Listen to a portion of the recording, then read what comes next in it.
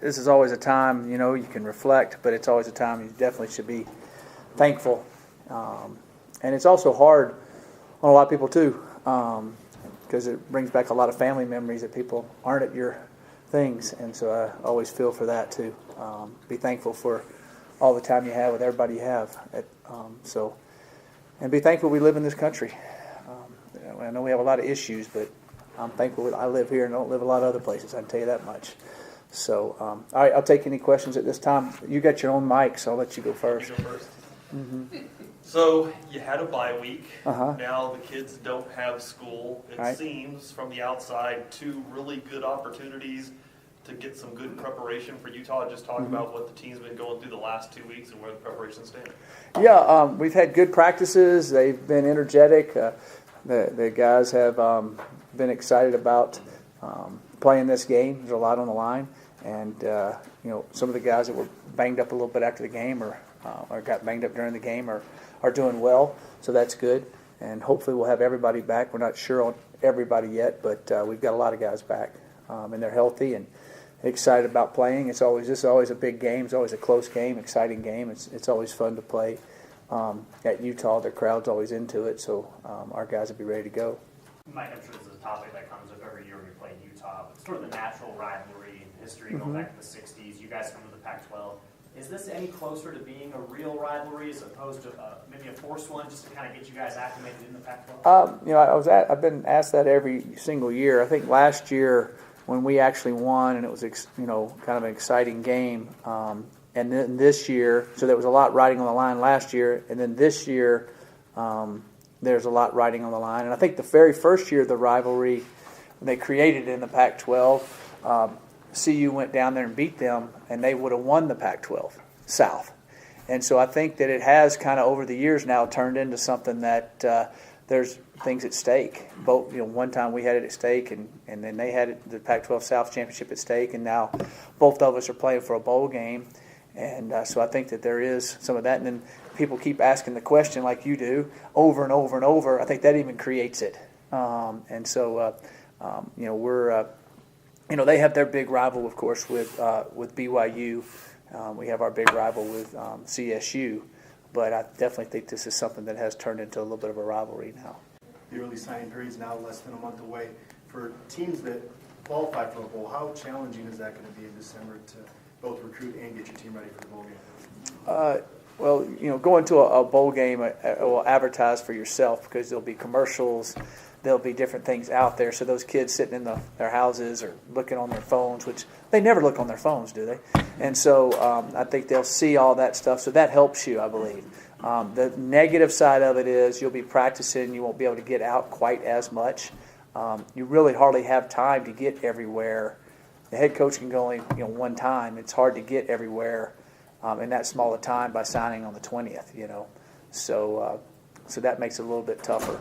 So you might have to visit some kids after they sign that hopefully have already been to your campus on an unofficial visit, been here unofficially, and they don't mind you coming and visit them later. So that will be tough for some of the bowl situations for sure. But I still think being in a bowl helps recruiting itself, just because you have all the commercials, the game itself, all the media printout of it makes it good. And then we'll have some. You'd be fine in our staff meetings. You'd have to buy everybody lunch if your phone goes off. So you bought everybody lunch. You got it back there, right? Okay. So I think that there's pros and cons for it. When you say everybody, is that just all the coaching staff, or everybody that's in our staff room? If they have their phone goes off, they have to buy lunch for everybody. So. One thing I've been hearing in the last few, we talked about it a little bit. One thing I've been unless it's a big time recruit calling in, then they get all right, go ahead. One thing I've been hearing from, especially your defensive players over the last few weeks, is that Alex Fontenot has really shown some good signs, making some of the older guys angry. What do you see out of Alex, and what kind of running back can he be? Well, we will see this fall. But so what he showed this fall so far.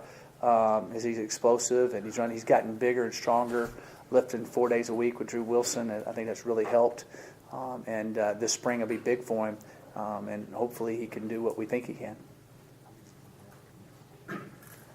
Mike, a tidbit in the notes here today says your 100th game as a head coach in college football. I didn't know that. That's quite a few. I mean, Yeah. time sure flies, I'm guessing, but when you think about that milestone, what's the first thing that comes to your mind? First comes to my mind. I think the first thing that comes to my mind is I can remember my first game. San Jose State going to play Alabama at Alabama, and they were ranked number 1 in America and just won the national championship.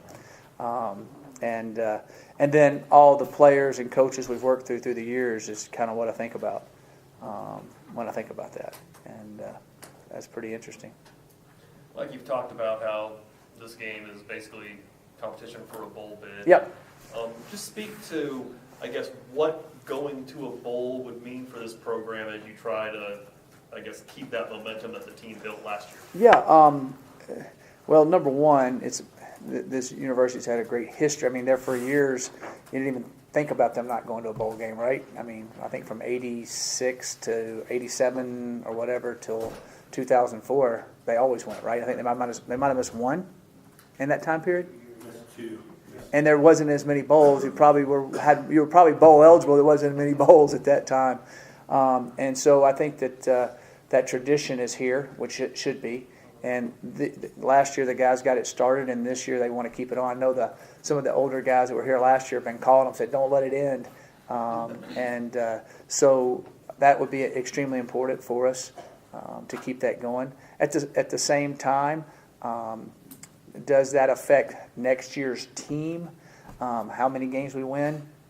I don't know if it does or not, but I think it overall affects the overall view of the program and that type of thing. So I think momentum-wise on recruiting and different things like that, I think it makes a bigger deal.